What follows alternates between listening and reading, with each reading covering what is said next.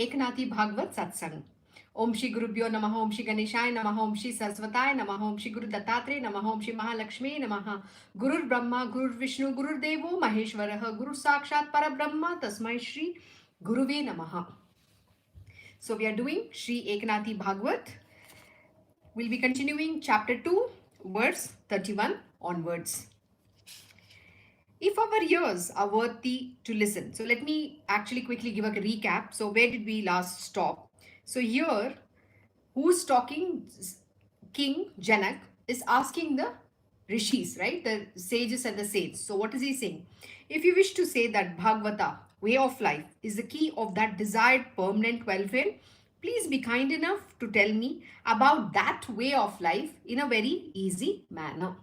So now we'll be starting Eknathi Bhagavad, chapter 2, verse 31 onwards.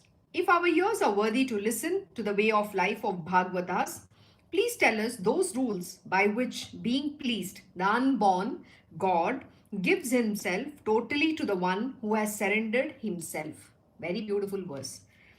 If we are capable of listening to the ways of life of Bhagavata, sadhakas, then, O sirs, please tell us all those rules.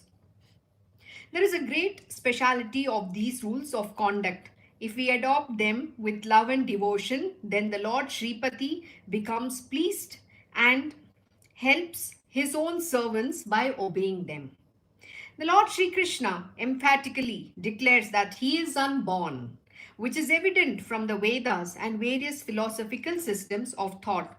But the same Lord takes the troubles of undergoing various births for the love of this Bhagavata, that is the Bhagavata way of life.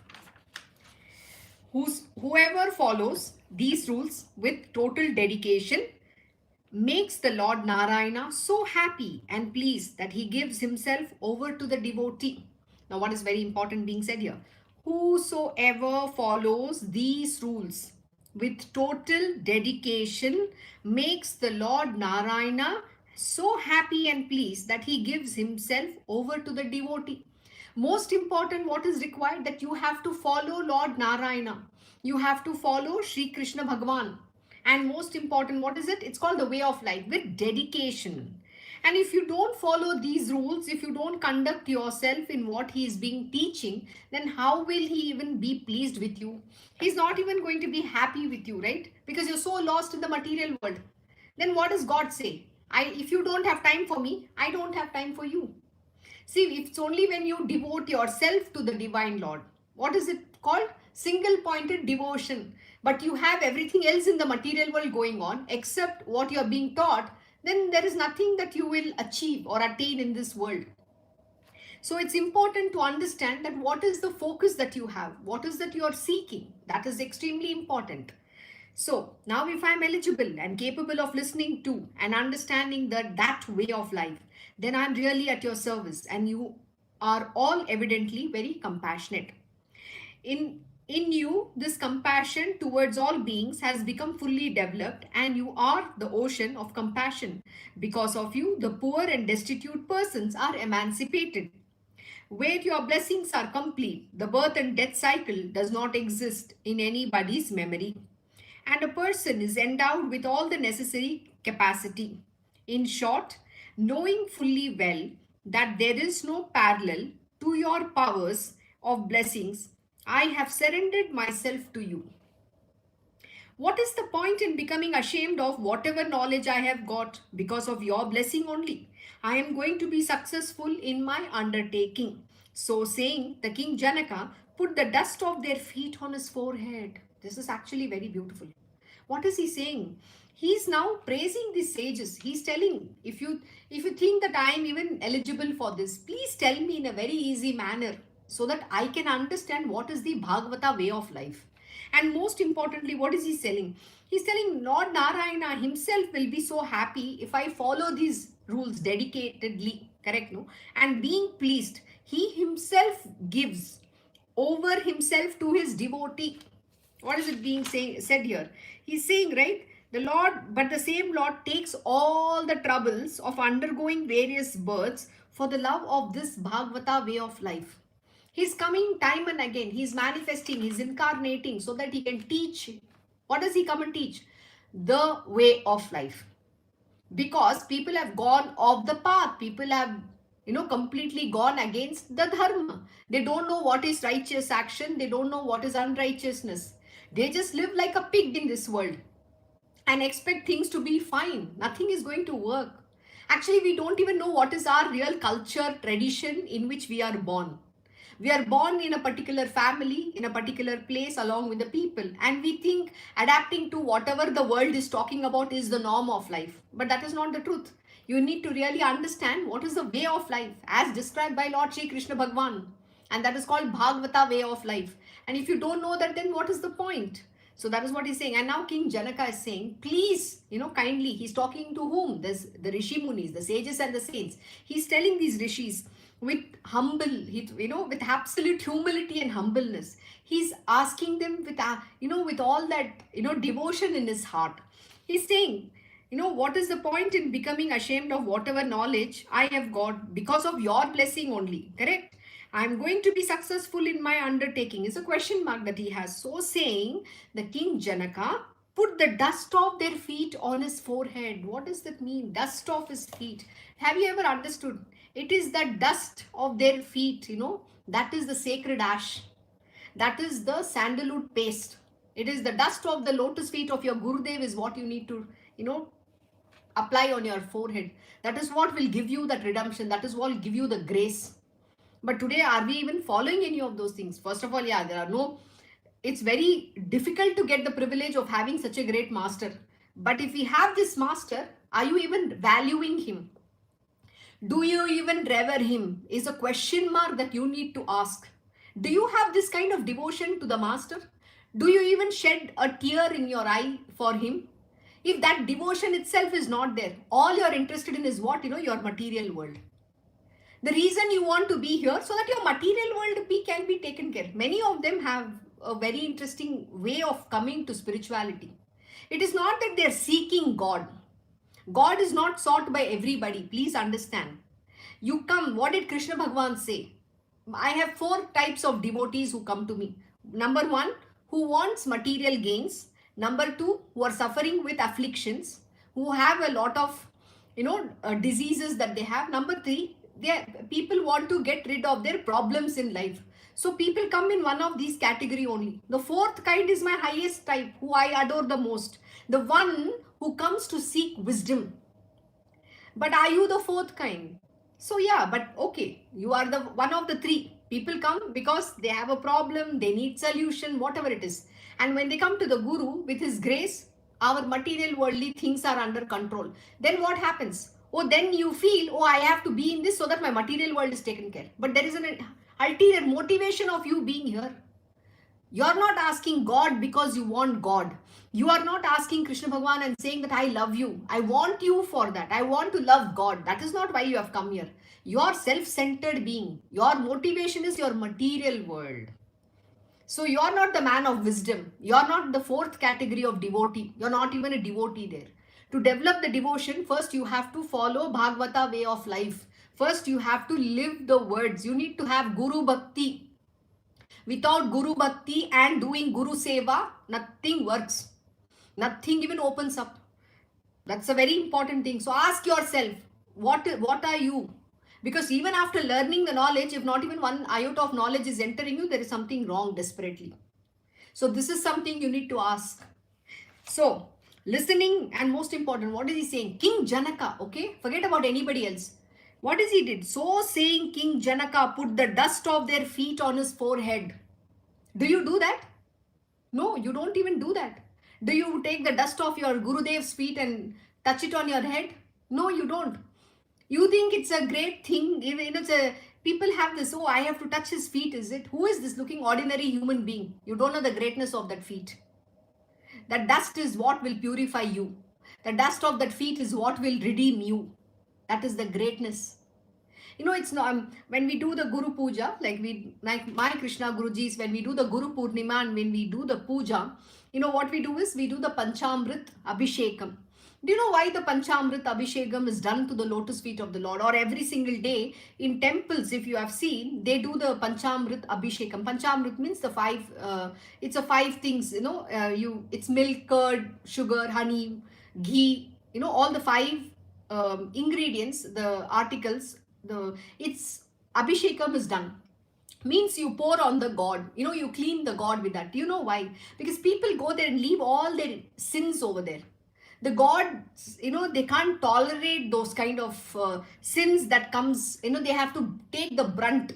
Okay, I'm talking about the holy places. I'm not talking about any ordinary temple. I'm talking about the holy places. And so what happens is that idol, it's like it's a living, it's a divinity. So the body burns. They have a lot of things that happens. It's not known to human beings. Similarly, when anybody falls at the lotus feet of my Gurudev, he has to take all their, we call it, all their garbage, that garbage of theirs is dumped at his feet. All the karma, everything, whatever that they have, everything is dumped at his feet. It's unbearable for him.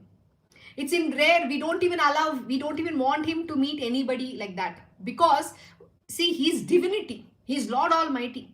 And he cannot, he has to be just. So anybody who touches his feet, he goes through a lot of troubles in himself, because that feet is, it can't bear the brunt, but he has to take it. So what we do is we do this Panchamrit Abhishekam. When the Panchamrit Abhishekam is done, it cools, it reduces that impact at his feet, on his feet. So we take care of it. It's called the lotus feet of the Lord. And most important, when we wash that feet, the teeth, we call it the holy water, which is wash that lotus feet, and we drink it every single day. It is a teeth. We call it teeth, means it's a holy water. So we drink in our Hindu culture, in our tradition. When we take it and we drink this after worshipping. It's a culture that we follow. I think today Western modern people, I don't know whether they follow or not, because people have left everything out of the window. All their culture and tradition is gone out of their window. So we drink that. What happens when you drink that holy water? It purifies your being. It purifies your heart. It purifies your being. And also when that, the holy feet, that power, it establishes within us. As we evolve, we continue to drink with that bhakti, that it establishes that purity within us, and the knowledge and his DNA comes in us. We give up this body that we are born is all, it gets destroyed, and the new body, your Guru blesses you with this new body. The pure body comes in, both physically and internally. See, because we have 5 sheets, all that gets replaced. You don't know the power of that water. So, and without faith, you cannot drink that water. Because what happens, my Guruji will always say, please don't give this to everybody. You know why? Reason being, we don't, because people look at that, oh, that is a dirty feet that you have washed. They look at his feet as an ordinary feet. So without that bhakti and devotion, we will not offer it to anybody, because that is, for us, it's priceless. It's a greatest thing that anybody can get. No price, you can't even put a price tag to that. That is the holiness of that water. So that is why King Janaka, it is a priceless thing to touch the dust of the feet and put it on your forehead. You don't know the power of that dust. So, listening to this humble question, what is it? Humble. How did Janaka ask? He showed humility. What is required is humbleness. Not behaving in an uncouth manner, in whatever manner. Learn to have the decorum when you come in front of this great master. The humility is very, very important. Not your arrogance and ego, thinking that you are some great person. I have come from some place. I am supposed to be treated equally to my Gurudev. I am supposed to be given the respect. Who the hell you are? He will beat the pulp of your ego.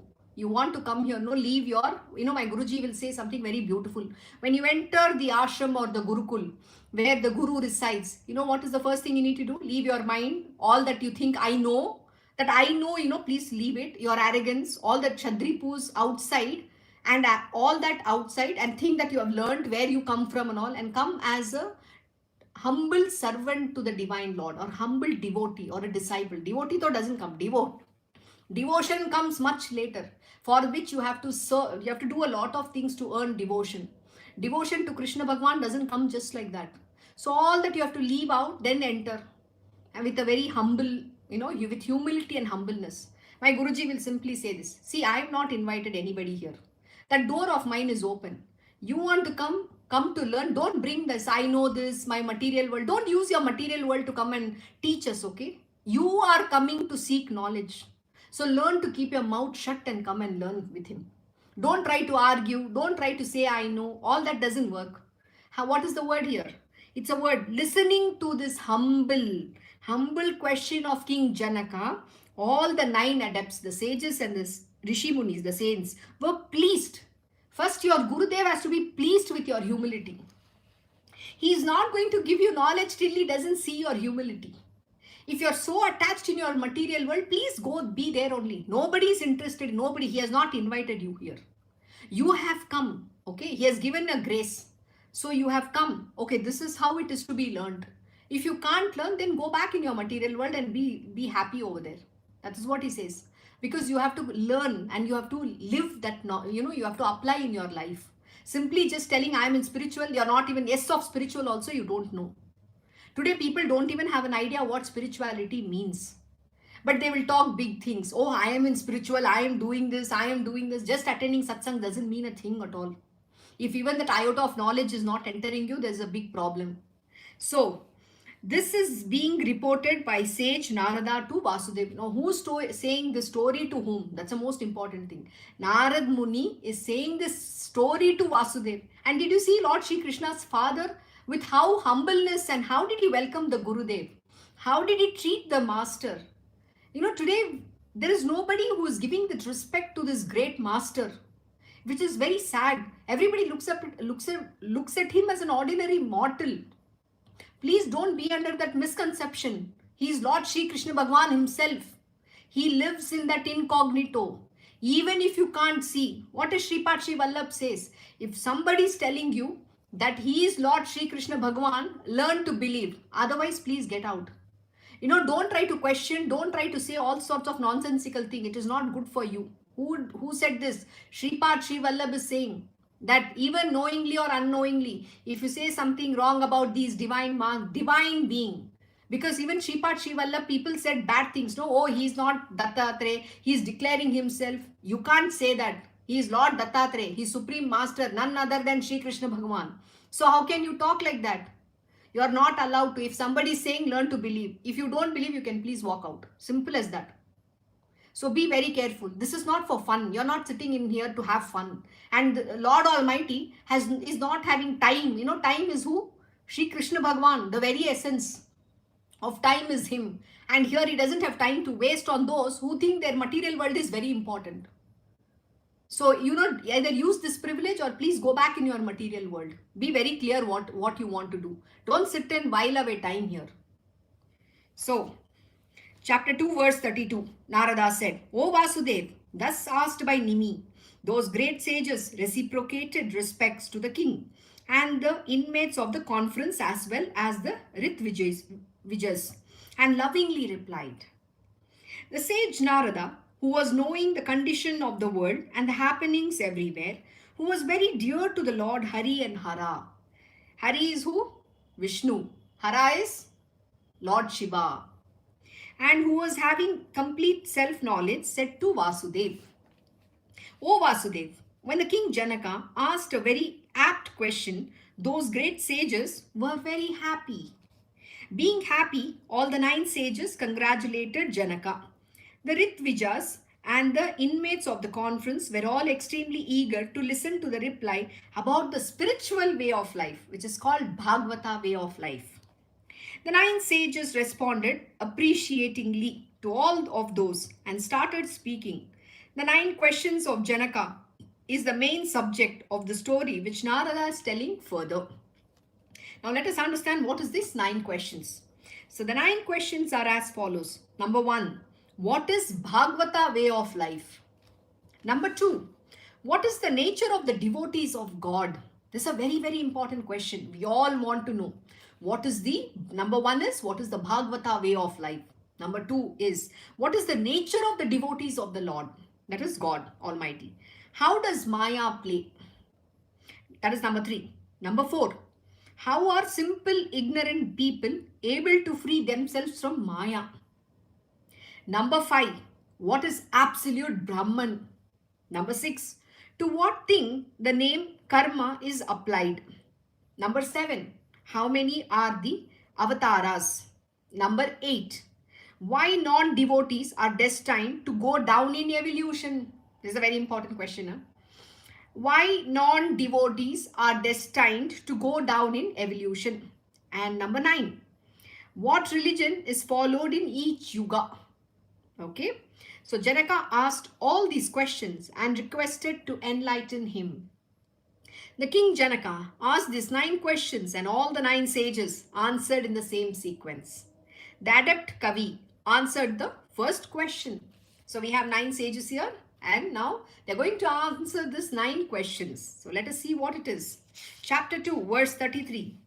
So now sage Kavi is answering. Kavi said, I believe that for the man whose mind is always agitated by thinking that this worthless body is his own self, the worship of the Lord's lotus feet regularly is the safest course, because through such worship all fear totally disappears, because the Lord is Vishwatman, having all pervading nature.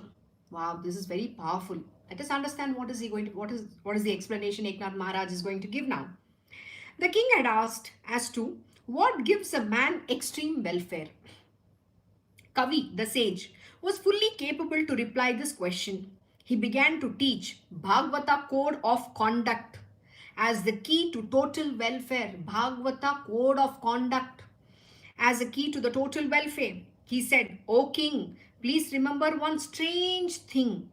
Our own thinking is our own enemy. What is it? It's a very important line. What is he saying? O king, please remember one strange thing. Our own thinking is our enemy. It is that thinking which increases the notion that I am the physical body and thus strengthens the fear of samsara, worldly life. Wow, that's very beautiful. It's a very, very powerful lesson. He said, who's thinking? Our own thinking is our enemy. Why is it? Because your mind is giving you everything which is nonsensical. Does your mind have knowledge? Absolutely not. We're talking about your mind is that ego, the arrogance, the identity which it has that I am the body. You know, all the Shadripus, all that comprises as your mind, which is your lower material nature. Now, what are you doing? You're sitting and thinking. Everything is thinking. The moment you use your mind to learn. See, mind is a tool. I'm not saying you should not use your mind. Mind has to be used to contemplating, not thinking. This is 2 different things. Mind is to gain knowledge. You're listening, right? You're focusing with your mind and you're absorbing. But you're not thinking. Thinking is what? Thinking is the thinking comes when you're trying to think and justify, and the mind is trying to, give its own version of understanding. That is wrong. So what is he saying? Our own thinking is our enemy. Whose thinking is it? Your thinking. Why are you thinking from your point of view? Your mind's point of view rather, because your mind is the one which is thinking and it is your mind's point of view. And how do you think? See, the problem with people, why they don't understand is because we try to learn spirituality from the material worldly point of view. Your material world's experience or understanding, you try to apply here. Nothing will enter. Because you can't use your material world's way to learn spirituality. You cannot bring your knowledge from the material world. You're trying to compare. Your mind is constantly trying to, compare from your experiences. Your experience is worthless because you have been living in the material world. Coming from the material angle, you can't learn spirituality.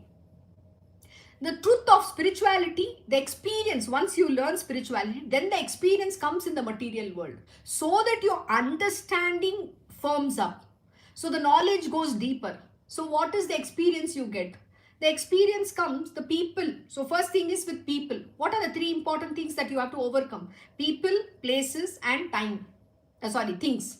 3 important things which you have to overcome. Now first experience comes with people. Because what you believe, oh, I am born to this father, mother, my husband is there, my child is there, my kith and kin, my family, my relatives, my best friends. You know what happens? Truth about them reveals. So what you're learning, the experience comes in the material world. It is not the other way around. You are not coming with an experience to apply it in the spiritual world. I am sorry. Because what is spirituality? Spirituality is all about the truth. So you are being revealed the truth. It is, what is it? It is called Satchidanand. Truth, knowledge and bliss. So first you are learning and you are experiencing. This experience comes in the material world. What is it? That you are attached to everything. And the same thing you believe. Your husband is the greatest. Your wife is the greatest. Your parents are the greatest. All that, that greatness, whatever that perception or that you were believing in, that ideology breaks. What you learn to understand is they are just associated with you because of the karma. Not because of anything. They are also an average human being. They are not God Almighty. So this is the truth that you start seeing in. So first experience comes. When you get the knowledge, what you experience in the material world is the truth about what is being taught to you. So and then what happens? So the thinking process, whatever the belief that you had is breaking down. The belief is broken. Now, whatever the belief system that existed, oh, this person is good, this person is bad, all that is now that, the pink color glasses is getting crushed. So you are being given an experience. So for you to understand that whatever you're thinking is not right. So that is number one. Then what is he saying? So who's our enemy? Your thinking is your enemy. Why? Because your thought process itself is wrong. And then people come and tell my Guruji, this is what I believed in. This is how it is, Guruji. You're still trying to justify your actions, your thing. Guruji doesn't want to know. Guruji doesn't need your knowledge, no? You are coming here to learn from Guruji.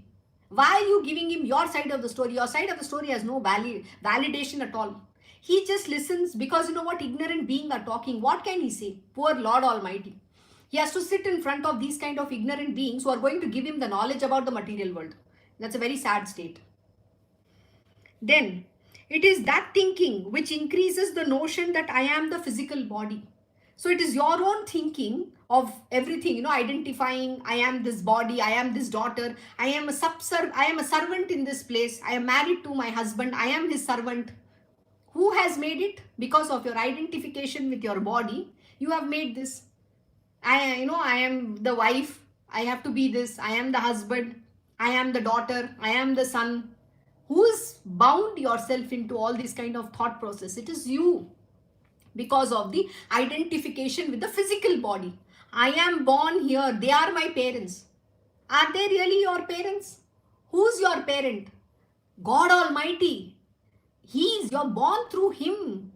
The father, mother, everything is Krishna Bhagwan. You have your birth is through him only. I'll tell you a very simple thing, This is one thing I don't know why people don't seem to understand. See, the same parent, if they are your real parents, why is then there a differentiation happens? Understand, I keep saying this, for you to get detached, this one thought process is very important in you. If they were your real parents, don't you think that they will always care about your well-being? But have you seen your parents? They are very self-centered being. They will put their requirements first.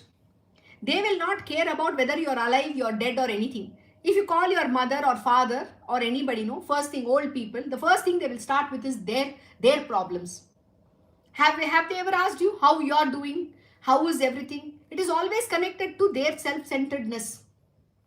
Even if you take any other relationship, your friend or anybody in the world, they're all bothered about their own things. Nobody cares for you. People love to give free advice. That's a different story. But if they genuinely cared about you, they will go out of the way to do stuff. They will first ask, what is it? And have you seen the Guru? Does he bother about himself? He always serves his devotees. He's ever waiting to serve you. He takes on your karma. Does your parent take your karma? Or does your husband take your karma? Or does your wife take your karma? Even your children. There is a very beautiful story of Valmiki. Did his family take up his karma and sins? Though he only did whatever that 99 killing that he did and got all that whatever the wealth, so that he can feed his family, the money and all from the people. He stole them because he had to feed his family. But did his family accept his sins? Why is this simple story not entering your brain? Why are you still believing you are bound by your husband, you're bound by your wife, you're bound by your parents? Why is that still attachment there? And what is he saying? And thus strengthens the fear of worldly life, sansara. Do you know where the fear comes in? Because of this attachment to your body. Number one, root cause. Number one, identification that I am the body and these people are my relatives. That is called bondage. Your attachment to them is so strong. And that is the thinking process. Oh, my husband is Fendi. He takes care of me. Are you serious? See, in a marriage, when you get married, you know what? It's a partner. Marriage is an institution. Marriage is called, it's a partnership. Whatever your husband's is 50% yours. Whatever belongs to your wife, that 50% is your husband's. It is a partnership. Where is this I am taking care of you or somebody else? People talk like this. Do you see? That relationship itself is based on the false foundation. If he was so truly your husband or wife, why will they keep saying that this is my money, this is, this is like this, I have given you freedom? Who is this I to give you freedom and all? I'm just giving an example. People talk like this in the material world. So where is the real foundation? Where is that marriage then? Understand, all this is transaction in the material world. You are married because of your karma. It is a repayment. So don't be under the misconception that, oh, I have a very loving husband, my wife is very loving, my children are, everything. This is the truth which is being taught. If you first do not accept this truth yourself, no God can come in. So why is the fear? Where is the fear coming in? It is very clearly mentioned. It is that thinking which increases the notion that I am the physical body and thus strengthens the fear of samsara, which is the worldly life. I am emphasizing this so strongly. The reason why I have to be very strong in emphasizing this, because it needs to hit you hard. You know why? Because this is what causes the fear. The fear because I am this body. Oh, what is the world going to tell? Are you doing something wrong? Knowing about God, learning about God is the greatest thing one ever can do, because you're going towards the path of purifying yourself. You're going towards the God, which is truth, seeking the truth. But yet having this, if you're fearful, sorry, God also can't help. Nobody can help you. Then, he who identifies himself with his body never becomes happy. The moment, I'll finish this verse. Such persons drown themselves in the dualities of pain and pleasure, or cold and hot, etc., and many diseases and calamities. This is very beautiful. You think Krishna Bhagavan, have you heard this over and over again? Even in Bhagavad Gita, hasn't Krishna Bhagavan said the same thing? What is he saying? He who identifies himself with his body never becomes happy. Your identification with your body is the root cause of all your miseries. The identification that I am this body, I am this body, I have a parents, I have my children, I am devoted, I am a servant material, I am a wife material, I don't know what all material you people are. This identification destroys your happiness. And such persons drown themselves in the dualities of pain and pleasure. So what do you experience in the material world? In your whole life, if you actually see what do you experience, it is always about pleasure and pain. Sometimes there are happy times, sometimes there are sorrow. The life is all full of ups and downs, no? Yo, yo, yo, yo. We are always constantly in this. So where is that equanimity? It's never going to come. Why? Because you're so identifying yourself. My Chan, have you seen, if you see the children, and again, this is another very beautiful example. They might be born to the same parents, but if you see, each one is in a very different manner. Some will be super intelligent, some will be absolutely dunce, and some will be in some weird manner. Have you seen this have you seen this dissimilarities? They are not similar at all. And we are not talking about twins or identical twin and non-identical twin. And, and most important, if you see even their face and everything, some will resemble something and some sibling will be totally out of that family only. So this itself will tell you that they are not your children also.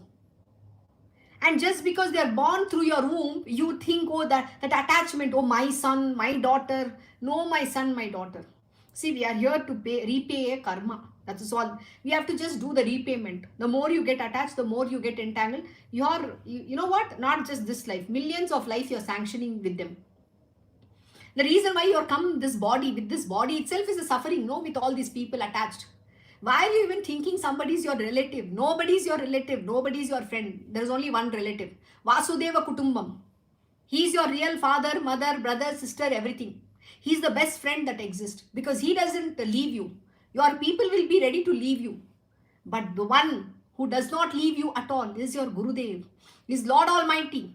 He's ever ready. You can, in the worst situation also you can call him. Just seek out, in the most painful moment, say call out to Krishna Bhagwan. He is ever ready to come and help his devotees. But does all these relatives that you're so attached, will they do that? I don't think so. You can try it out. And my Guruji will always say, if you really need to test who your friends are, just go and ask them for money. You will know their true colors. Why friends? Family only. Family only. Because today we are in the Kali Yuga. It's all about lust and greed. No relationship. There's nothing like this. Truth is this. It's all Maya. Then, so what happens? Such persons drown themselves in the dualities of pain and pleasure, or cold or hot. And many diseases and calamities come about in life because of their karma and destiny. Next, this is because with the identification of ourselves with the physical body, there are mountains of sorrows, and from all the four sides, the ghosts of great fears attack us day and night. Now, very important. This is because with the identification of ourselves with the physical body, there are mountains of sorrows. Have you seen everybody's life is misery? Full of misery.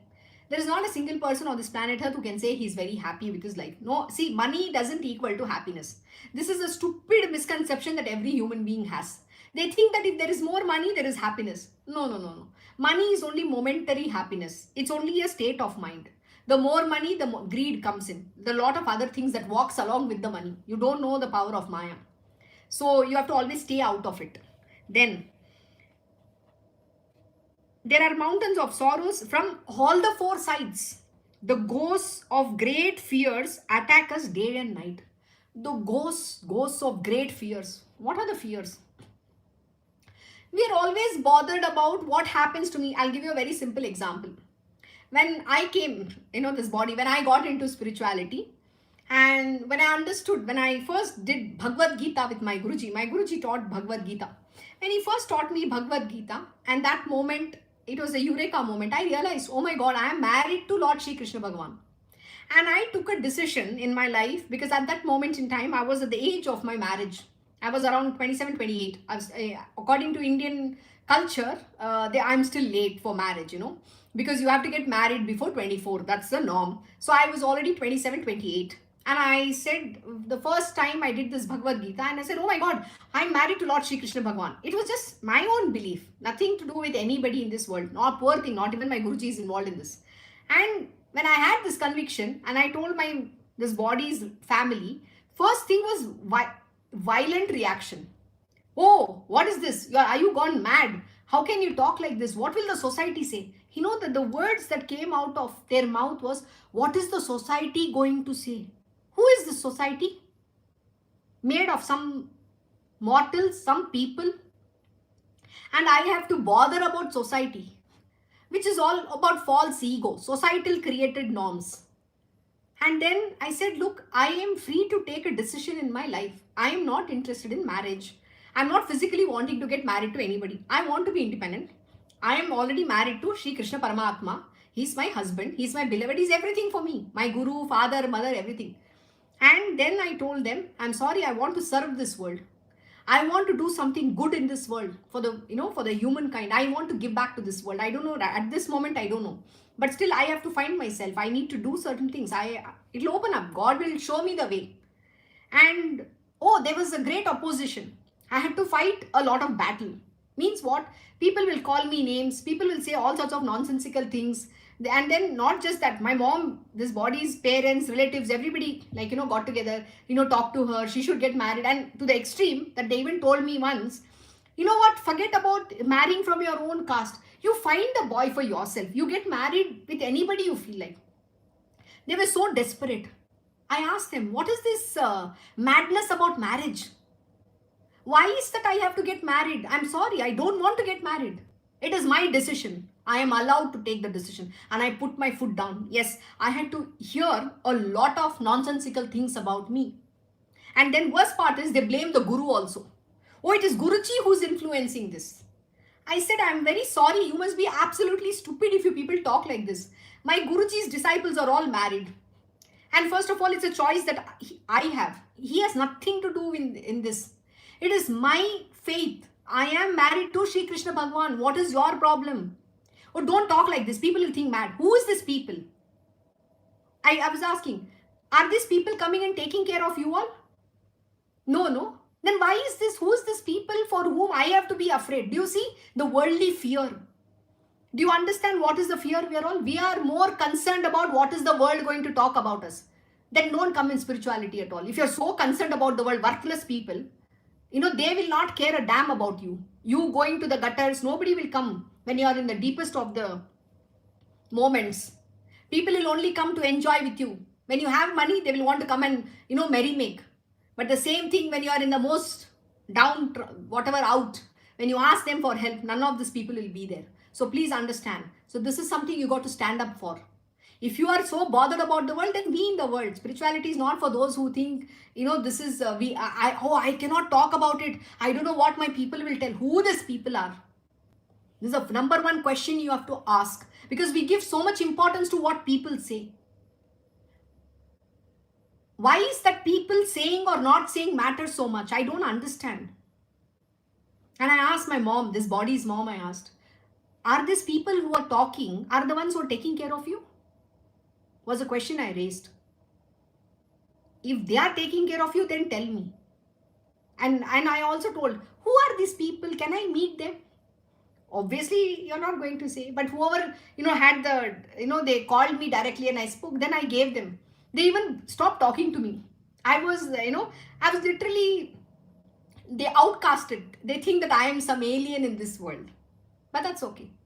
But you know what? To being in love with the Lord, to serving His purpose, to seeking this knowledge and evolving and doing good in this world, you know what?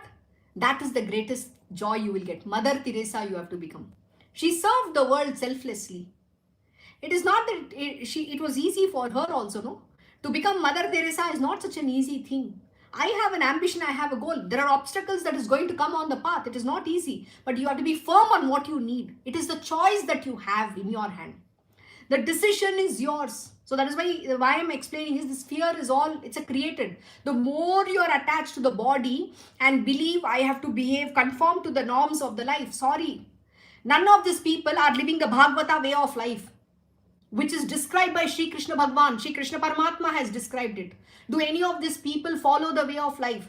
And they are minus in their knowledge. They themselves are suffering in that marriage. I asked few people, including this body's mom, how happy are you in your marriage? Well, I get the standard fantastic answer. She says, oh, everybody's marriage is not like that. You will find, your Prince Charming. This is Cinderella story that goes on. There is no Cinderella story, that is very Western thing. Oh, happily married ever after. Who has given you all this nonsense? Our story doesn't say all those things. This is something you need to understand. And then, everybody gave. I said, all the people who are telling me get married, how happy are you? You people say, I'm absolutely happy in my marriage. I will accept it. Tell me the truth. Are you all really happy in that relationship?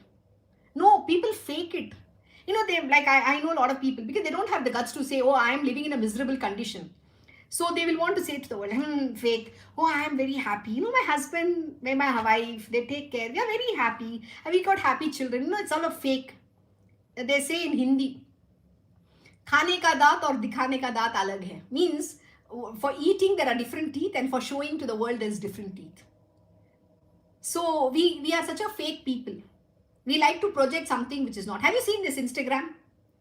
Everybody is so happy. They're capturing, oh, we went on holiday and all. My Guruji, first day, he taught me something very beautiful. Don't go, Rajma, please don't go by what you see on this social media nonsense. Because everything is fake. It is utter nonsense. You don't know what kind of a life they are leading. Don't go by this false pictures and what they post, and they'll show, oh, they've gone to the holiday, how happy, happy family. Are you really happy? The one who's really happy, they will glow on their face. The true happiness is of being in love with the divine Lord. Purity of your heart. None of these people have purity. They're all so lost in their own hidden, mess. I can't even say. So what is it called? All this is fear of the worldly life. So,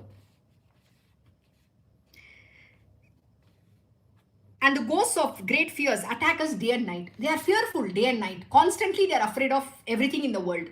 Then, there is tremendous fear in the form of anxiety for a man who calls his physical body as himself. And decisions and doubts always attack him through his sense of attachment. Oh my God. Eknath Maharaj is amazing. I love Eknath Maharaj. This is so beautiful. He's at the next level of explanation, It's the most next powerful scripture that we are doing. It's Uddhav Gita. He's giving an exposition of Lord Shri Krishna Bhagwan's teaching in very detailed manner. So what is he saying here? There is tremendous fear in the form of anxiety. Everybody is anxious constantly. Fear in the form of anxiety for a man who calls his physical body as himself. The identification that I am this body, you so attached to the body and relationships, you are going to die in fear. You can never get out of that fear at all. Then, and decisions and doubts always attack him through his sense of attachment.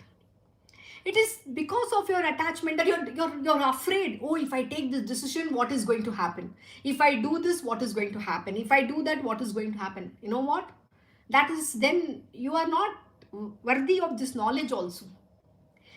Please understand, fear and faith, fear and God don't coexist. Either it is faith or fear. Fear means Maya. God doesn't exist over there. Faith is where there is faith, Krishna Bhagavan himself will stand there. That is what is required. In fear, you can't achieve God. You can't evolve also. Very clearly today, this answer is being given. So please understand. Then there is not even a speck of comfort or happiness if a man is so attached to his physical body. And great fools are they who imagine that there is happiness connected with the body. To say that I am body is always painful. I think this is very clear. I don't even need to explain. Oh my God. I'll try to finish. My apologies. I have to extend because it's a very important verses here. We need to finish this. A moth has nothing but pain and death in the touch of a flame, but it jumps into the fire. Similarly, the mind, which is attached to the body, runs towards the objects, which it presumes to be pleasurable. So what does Krishna Bhagavan say? When the senses come in contact with the sense object. So what are you doing? You're living through your senses only, no? You see, you touch, you feel, everything is sense only. So what happened? Moth jumps into the fire. That is exactly what you're doing. Thus, identification with physical body is a very bad thing because it increases the interest in objects which cause great danger, and the rounds of births and deaths become unavoidable, which is the cycle of birth and death is constant. One who realizes that this attachment means nothing but trouble and that it spells commitment of sins, wisely discriminates and repents. He then does not get caught in the objects of senses. This is very powerful. You need to understand the truth behind what Eknath Maharaj is talking here. He's very clear. One who realizes that this attachment means nothing but trouble. You're going to be constantly in trouble. Your life is going to be miserable. And that it spells commitment of sins. You're only going to be committing more and more sins. There is no redemption for you. On the contrary. And wisely. So somebody who is intelligent, wise, little bit knowledge is coming. At least after reading this, they will wisely discriminate and repent. He then does not get caught in the objects of senses. When he understands that by being involved, one has to suffer innumerable births and deaths, he becomes alert, leaves the objects alone, and very strictly controls his sense organs. So what should you do? My Guruji will always keep teaching. The first, second word, second D. There are 3 Ds, Number 1 is dispassion. Number 2 is detachment. And number 3 is discriminate. Discriminate, to forget it is the last thing. First, become dispassionate. Second, be detached. Why are you so attached to everything? Then, but the sense organs or the organs of actions cannot be suppressed even if we try. Even though we try to keep ourselves away from the objects of pleasures, etc., it is not possible to do so. They come to challenge again and again, and to conquer them, Vedas have given us the means of devotion to Lord Hari. How beautiful. What is the only way? Bhakti, Guru Seva. And who's the Guru here? Krishna Bhagwan. Devotion to Lord Hari is the only way to overcome them, not otherwise. So which means first you have to force yourself into devotion. First you have to be devoted. Devotion just doesn't come like that. You have to practice devotion. Till you do not have devotion to Lord Shri Krishna Bhagwan, you are still going to be in the senses. And that's not one day. You have to every single day read the scriptures, keep thinking, the word is cogitating, contemplating on what is being taught, and, applying in your life. If you don't apply, how will the knowledge even shine within you?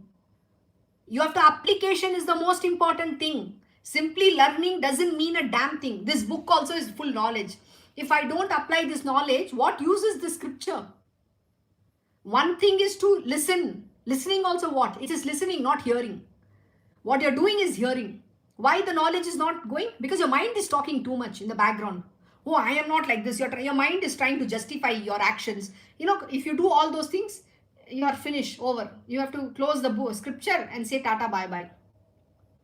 Listen with your heart.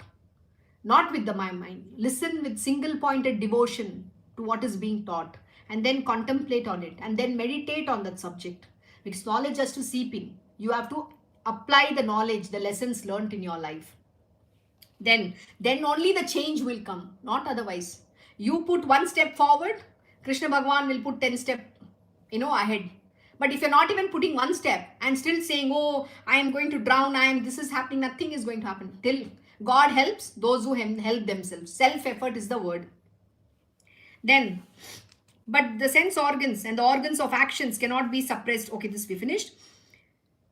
In it, the organs are not required to be suppressed, and the attachment to the objects is stopped of its own accord. O King of Kings, please remember that the devotion to Lord Hari has such an extraordinary power. So how do you overcome the attachment to the sense objects? By devoting yourself to Lord Hari, by having that amount of devotion. But that is something you have to practice. If you can't do even that, then there is nothing, even God can't save you. Yogis try to suppress and bind their sense organs, but devotees turn the attention of their organs totally to the devotion of God. Very simple. Yogis drop the objects of pleasures, etc., but devotees offer them to Lord. Everything. Your child is not your child. Krishna Bhagwan. It is his child. You are only a caretaker. That is how you become detached. Example, what is being taught here. If you think it's my son, you're finished. So say it is Krishna Bhagwan's child. It is Krishna Bhagwan only. I am only serving him. I am just a caretaker. He is taking care through me. And be the best mother. Then you can be Krishna Ma, not otherwise. You have to become Krishna Ma, not someone else. When yogis sacrifice the objects of senses, there is physical pain involved in it. But as the devotees surrender all these to the Lord, they are always free. When yogis sacrifice the sense or objects of senses, there is physical pain involved in it. But as the devotees surrender all these to the Lord, they are always free. Surrender everything. Everything you have to surrender to the lotus feet of, Lord Shri Krishna Bhagwan. Then some doubting people say that it is not possible but to indicate the completeness of offering. The words by body and by speech appear in various verses in this context. So he's going to teach, we are going to learn further, okay? The devotee has to surrender to God, even his house. This is very important. Please listen with attention, intently. The devotee has to surrender to God, even his house, his wife and children, and for that matter, even his life. This is the complete way of life of Bhagavatas, and this is called the main bhajan, devotion.